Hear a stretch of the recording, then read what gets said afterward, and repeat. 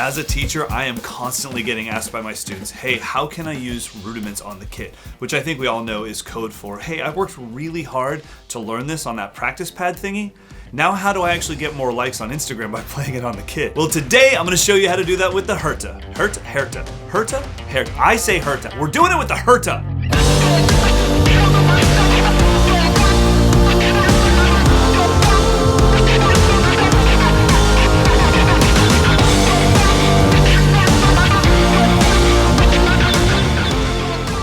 What's up, YouTubers? Hope you guys are doing absolutely fantastic. Welcome into another drum lesson. Now, I'm not making fun of people that ask that question. I actually had that exact same question myself when it came to the Herta. Now, if you don't know what a Herta is, let me break it down for you. It's generally two 30-second notes followed by two 16th notes. So you have da da da da da da da da da da da da. But you can also just think of it as two notes at any speed followed by two notes of half that speed. So if we have da da, then do two more at half that speed. Da da da da da da da da.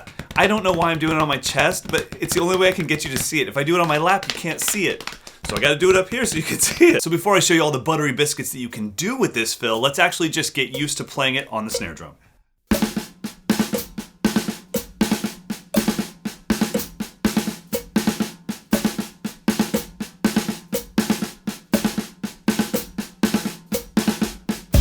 And the link for the metronome is in the description. Now, how are we going to make this interesting? If I play it as is, just as groups of three, and feel it in that 4/3 polyrhythm,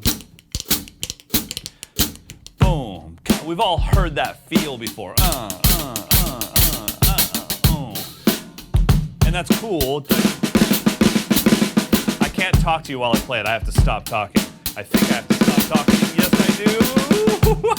And that's cool, and I definitely had to learn that first. But if we were going to make it original, let's tweak it a little bit. And so I'm pretty sure the concept of making Hertas in groups of threes, groups of fours, groups of fives, groups of six came to me through Kim Plainfield's book, Advanced Concepts. So if you haven't checked that out, please check that out.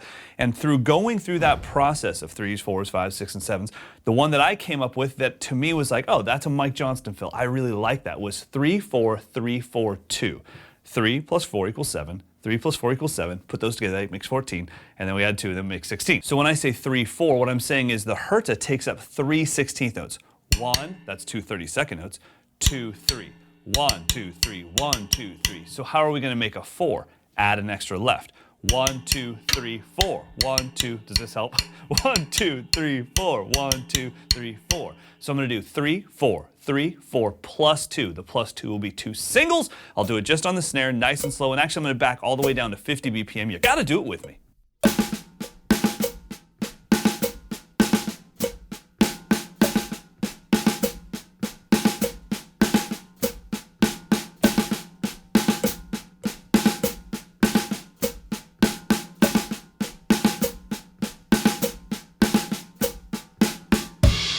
And that's just a really cool way to take this rudiment and tweak it just a little bit so that we come up with something more original than the fill that everyone's heard a million times. All right, now speaking of fills, let's actually play it as a fill. So one measure of our basic pop rock beat followed by this pattern. So remember, it's 3-4-3-4 plus 2. Let's give it a shot.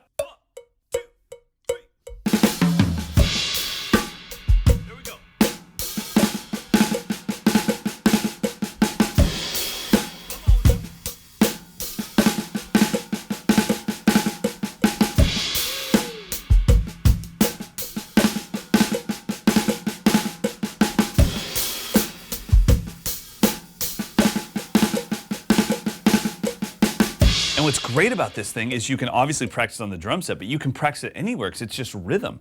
So even if you don't have sticks or a pad with you, just working on,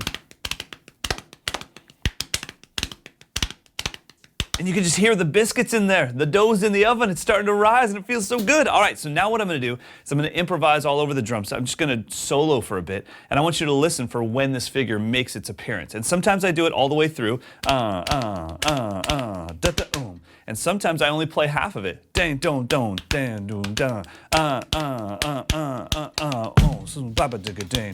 so enjoy a bit of drumming and listen for this figure.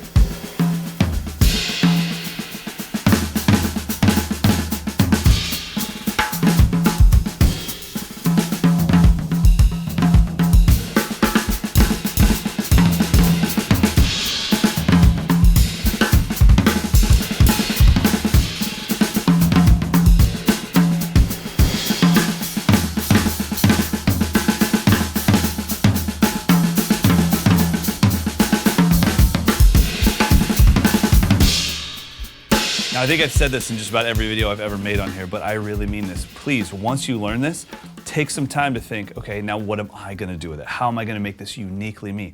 That's the point of this thing. The ingredients that make up this recipe were given to me by somebody else, and it was up to me once I had those ingredients to make my own recipe with them, and that's what I want for you.